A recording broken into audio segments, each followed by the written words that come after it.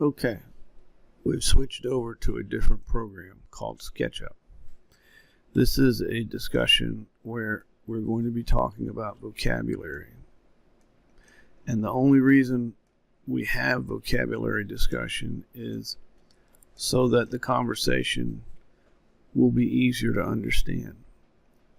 You could, if you wanted to, say that the arm motions consist that the arm can go around and around some, and it can go in and out and have a push motion and a sort of a twist motion, which is a fine way to discuss the movements of the arm. It's just that if you describe the arm in that fashion, no one else will have any idea what you're saying.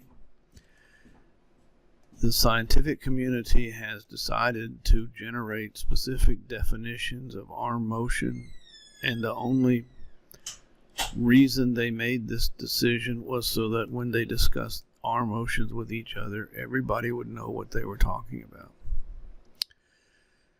The program SketchUp is a creation program. It's a program that you can use to create structures out of simply nothing.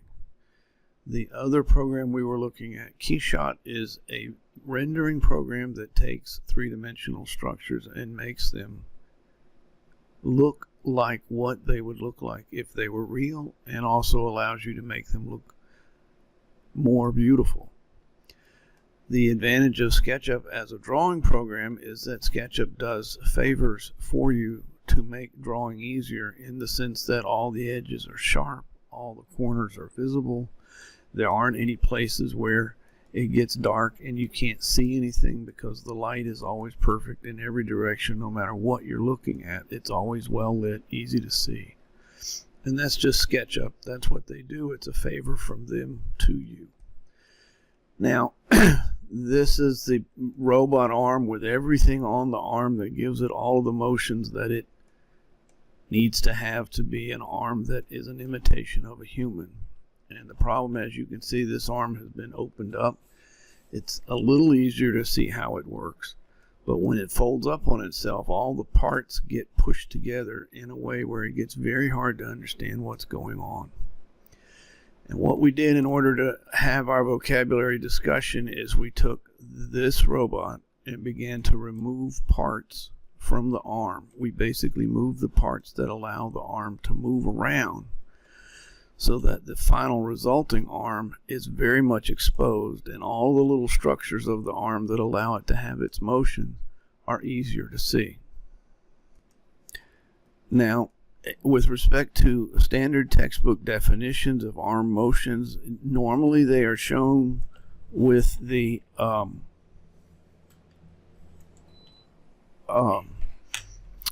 robot in a slightly different position.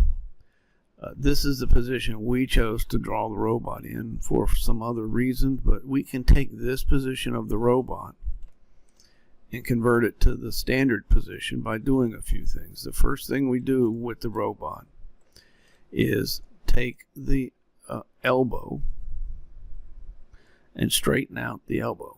So this robot is that robot, except the elbow is straightened out.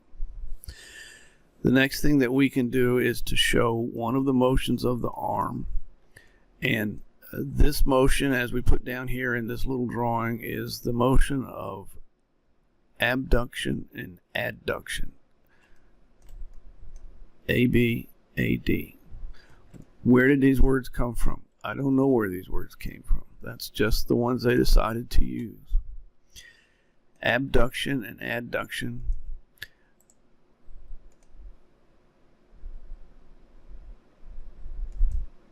is the motion of the arm in this direction.